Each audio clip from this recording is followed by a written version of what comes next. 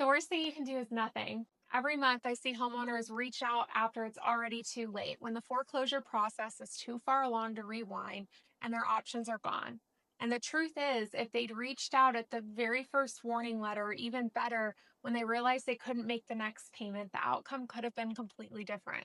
I know it's intimidating. There's fear, shame, and a lot of confusion, but I promise you're not alone in this.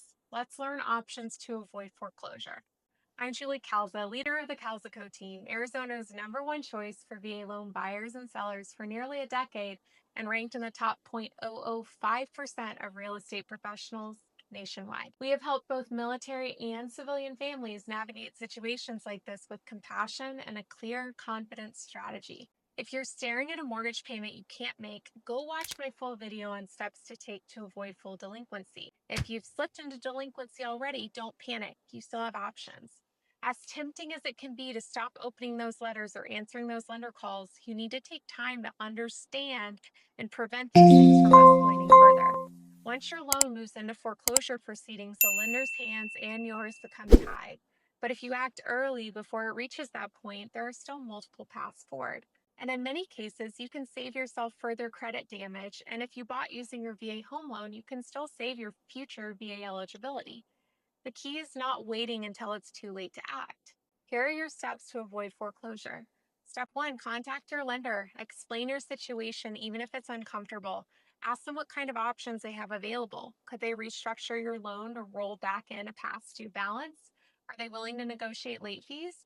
Many lenders can temporarily adjust your terms, offer second, or even restructure your loan to lower your payments. But be wary, not desperate. Yes, I know that's harder than it sounds, but you need to fully understand any additional terms. For example, if your situation wasn't temporary, then adding any additional bills will just make all these things worse. You could lose options once you've gone too delinquent, so don't skip this step. Step 2, if your lender isn't willing to work with you, their options aren't realistic, then it's time to evaluate your exit strategies. That's where you look at selling, doing a short sale, or in some cases, a deed in lieu of foreclosure. Addressing it now keeps control in your hands. Waiting hands that control back over to the bank. Let's talk through the two main exit paths when you're missing your mortgage payments so you can see the difference clearly. 1, short sale. You sell the home for less than what's owed with lender approval, and they forgive the remaining balance, meaning you don't have to pay that amount out of pocket at closing.